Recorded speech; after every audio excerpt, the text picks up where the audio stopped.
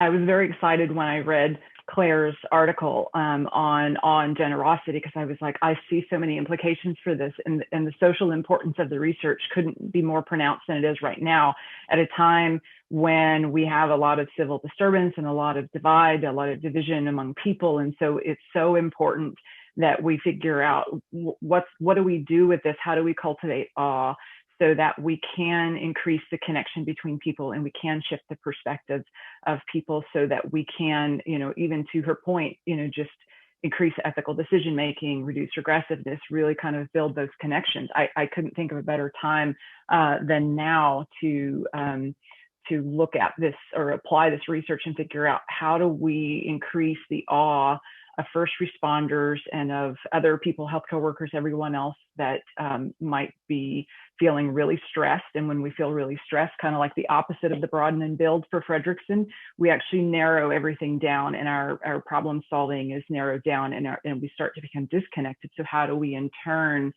expand that? And so that's my question for you, Claire, is that, how does the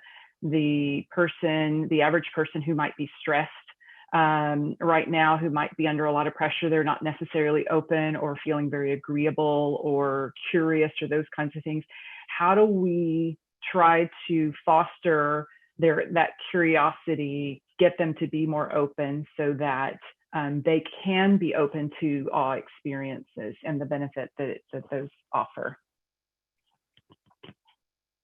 Big question. Oh, thank you very much.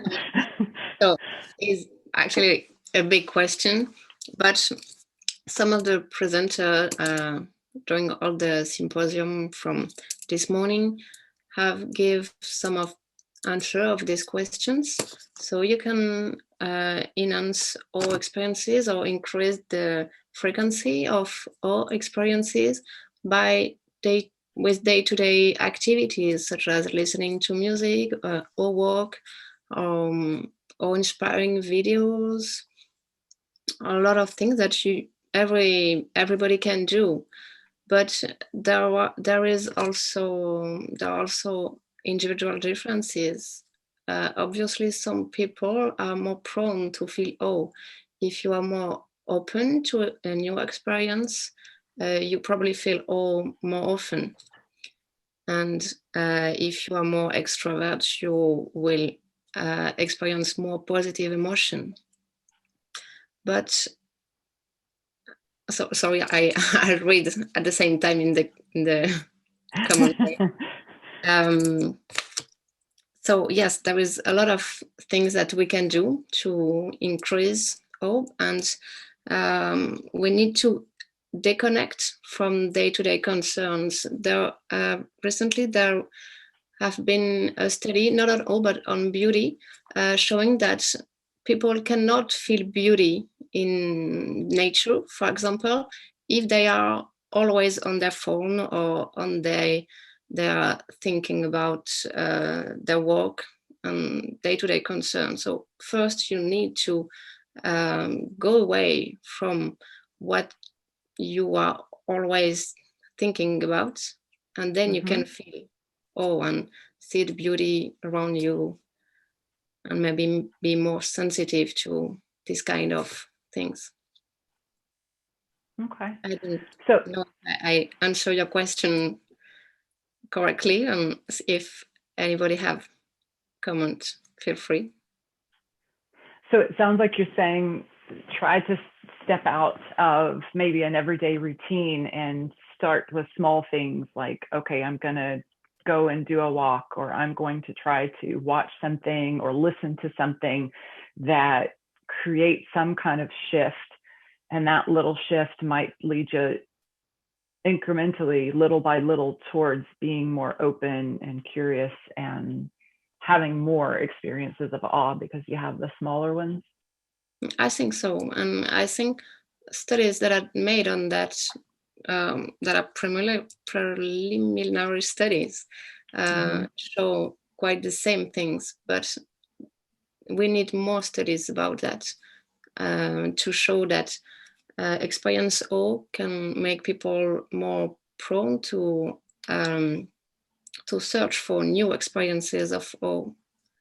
And in some of my studies, actually in all of my studies, we found a link between awe and a little bit of sadness. So when people experience awe, they feel a bit of sadness. And when I asked people why they feel this kind of sadness, they answer because awe is so rare and I want to experience it again. And when I experience awe, I know that suddenly it will be out, it will be finished, and I want to find it again. So I think people want to feel awe, but maybe don't know how to do, or maybe cannot do it because they are too